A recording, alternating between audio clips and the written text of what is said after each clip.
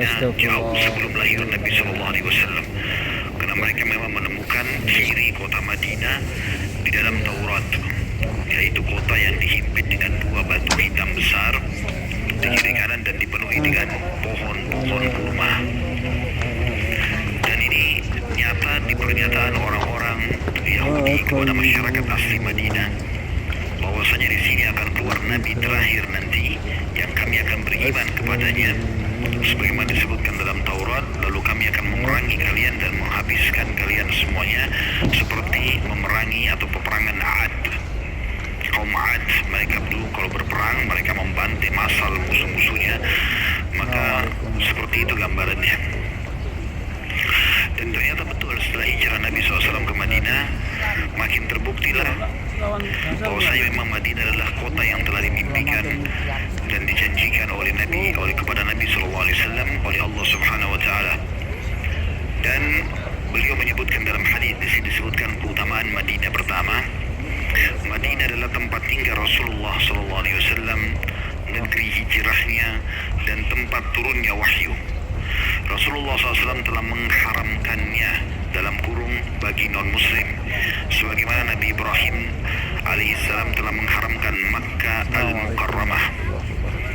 Mukarramah artinya termuliakan, ya, Makkah yang termuliakan. Sebagaimana Nabi SAW bersabda, Allahumma inna Ibrahim harrama Makkah wa ana uharrimu ma baina labataiha. Ya Allah, sungguhnya Nabi Ibrahim telah mengharamkan Mekah, maka aku mengharamkan daerah yang ada di antara kedua bukit bebatuan hitam, maksudnya Madinah. Dan hadis ini diriwayatkan oleh Imam Muslim. Itu yang dimaksud dengan dua batu hitam. Masyarakat Madinah sampai sekarang masih mengenal dua wilayah, namanya Harra Syarqiyah dan Harra Gharbiyah, wilayah timur dan wilayah barat. Sampai hari ini masih banyak terlihat atau bisa terlihat batu-batu hitam yang tajam-tajam. Dan saking banyaknya musim panas di daerah sekitar Madinah, sampai batunya itu berubah menjadi hitam. Dan memang tajam. Dari dulu Madinah itu tidak pernah bisa diserang dari dua wilayah ini, karena banyaknya batu-batu ini. Jadi Madinah dengan sendirinya tertahan atau terlindungi. Dan bagian belakang Madinah bagian utara Madinah dari arah negeri Syam itu penuh sekali dengan pohon-pohon kurma. Dan yang bisa masuk kalau dari selatannya, terutama dari Mekah dan wilayah-wilayah yang lain sekitar Mekah, Jeddah ataupun wilayah di bawahnya lagi Yaman, kalau mau masuk ke Madinah itu harus melewati selatannya saja. Makanya parit yang dibuat dalam perang Khandaq itu di selatan kota Madinah, sehingga hanya itu saja yang cukup dipariti, orang-orang Mekah sudah nggak bisa masuk. Perlu saya tambahkan informasi teman-teman sekalian, kalau Madinah dulu ini namanya Yathrib. Ya, sa, ra, ba. Yathrib dulu namanya, ya. Kemudian Nabi SAW mengganti namanya menjadi Al-Madinah Al-Munawwarah. Al-Madinah Al-Munawwarah, maksudnya kota yang penuh dengan cahaya. Maksudnya adalah cahaya kenabian. Juga diberikan nama oleh Nabi SAW dengan Thabah dan Thayyibah, yang berarti baik dan sempurna, ya. Dan satu-satunya kota yang kita dianjurkan untuk meninggal di situ itu hanya Madinah. Tidak ada kota lain, ya. Sebagaimana Nabi SAW bersabda, ada di situ, ya, di halaman setelahnya. Saya dahulukan hadis ini karena saya sebutkan di paling bawah sekali. Man istata'a minkum an yamuta bil madinati falyaf'al fa inni asyhadu liman mata biha. Barang siapa di antara kalian yang bisa meninggal di Madinah, hendaklah ia lakukan. Maksudnya dia berdoa agar Allah tutup hidupnya terakhir di Madinah, gitu kan. Bukan bunuh diri, ya. Bunuh diri haram. Tapi memohon kepada Allah Subhanahu Wa Taala agar dikaruniakan meninggal di Madinah. Karena sesungguhnya aku akan bersaksi bagi orang yang meninggal di sana. Maksudnya aku akan bersaksi agar Allah Subhanahu Wa Taala mengampuni dosa-dosa mereka dan menerima amal-amal mereka. Dan hadis ini diriwayatkan oleh Tirmidzi nomor 3917, Ibnu Majah 3112 dan juga lainnya. Ada sebuah hadis, saya khawatir lupa teman-teman sekalian. Saya terlintas hadis ini tapi saya tidak ingat lafadznya secara lengkap, maka saya datangkan referensinya. Ini masih berhubungan dengan bahasan haji kita yang kemarin. Sebuah hadis saya ingin bacakan. Yaitu kata Nabi SAW, "Idza kharaja ar-rajulu hajjan bi nafaqatin thayyibah." Andai saja ada seseorang yang keluar haji dengan nafkah yang baik atau halal, uang yang halal, bukan riba, bukan manipulasi, bukan segala macam. Wa wada'a rijlahu fil gharzi, lalu dia letakkan kakinya di lembah atau di bumi yang dia berpijak untuk mulai melakukan perjalanan itu. Kalau kita dari depan rumahnya, ya, untuk pergi ke bandara naik pesawat, dari awal diletakkan kakinya di depan rumahnya itu, fanada labbaik Allahumma labbaik, lalu dia mulai mengucapkan, ya Allah, aku jawab panggilanmu dengan santun. Nadahu munadin minas sama, maka akan ada yang memanggilnya dari langit, maksudnya malaikat, labbaika wa sa'daik, panggilanmu telah dijawab dan juga kebahagiaan selalu bersamamu. Zaduka halal, bekalmu halal, warahilatuka halal, tungganganmu juga halal, wahajjuka mabrurun gairu ma'zur, hajimu diterima tanpa ada dosa sedikit pun. Jadi salah satu syarat yang perlu diperhatikan pada saat orang haji yang kita bahas kemarin, selain tata cara, rukun dan juga syarat-syaratnya, halal rezekinya. Jadi kalau uang haram atau syubhat tidak diterima. Terbukti di sini dikatakan, kata Nabi SAW lanjutannya, wa idza kharaja bin nafaqatil khabithah, andai saja ada yang keluar membawa nafkah. Assalamualaikum warahmatullahi taala wabarakatuh. Fawadha rijlahu fil gharzi, lalu dia meletakkan, mulai pijakan kakinya untuk melakukan ibadah haji itu.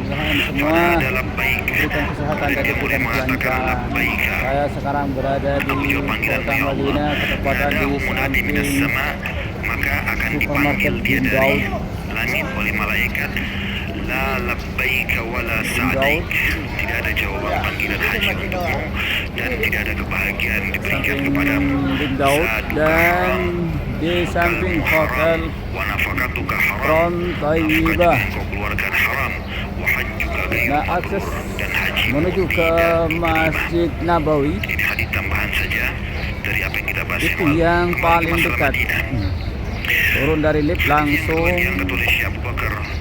ke pelataran Masjid Nabawi. Dan kita sambil melihat situasi di Masjid Nabawi di pagi hari seperti ini.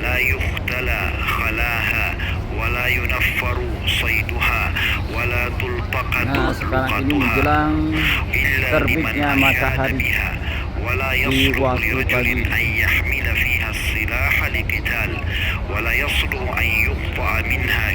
Seperti ini situasinya.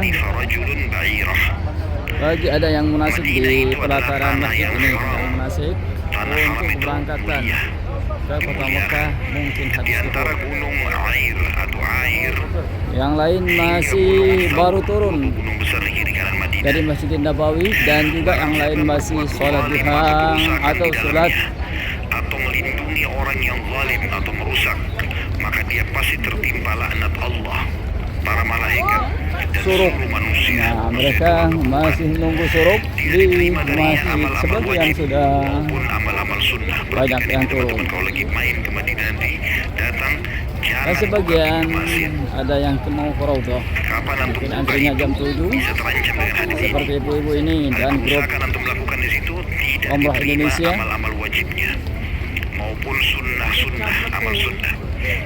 Di tanah itu tidak boleh dicabuti rerumputannya, tidak boleh masih pelatarannya Masjid Nabawi, dan di depannya Ron Thayyibah. barang temuannya kecuali bagi yang Ron ingin Thayyibah. mengumpulkannya. Jadi Tidak pas di dibenarkan di depan dalamnya pelataran seseorang Masjid menghunus Nabawi. pedang untuk membunuh atau berperang, dan tidak dibenarkan pohonnya ditebang Marilah kita kecuali orang yang melihat hendak situasi di memberikan Masjid sebagai Nabawi makan. sekarang di Hanya pagi-pagi saja, hadis ini setelah selesai subuh Imam Muslim nomor 1370. seperti ini. Nah, payung-payung masih belum dibuka. Sekalian memberikan gambaran kepada kita Payung raksasa yang di depan atau di pelataran Masjid Nabawi masih belum dibuka. Nanti tidak boleh sebentar dicabut lagi pohonnya, tidak boleh dibunuh hewan buruannya, harus sudah dijaga semuanya. dibuka. Kemudian Adi bin Nah, Zaid ini payung. juga berkata, Kalau Rasulullah ditutup SAW seperti ini memenuhi setiap sudut Madinah payungnya. hingga setiap tempat berjarak perjalanan setengah hari. Daun-daun pohon Madinah tidak boleh dirontokkan dan tidak boleh ditebang. Masih tetap kecuali di apa yang pelataran hendak Masjid diberikan Nabawi kepada ada yang unta.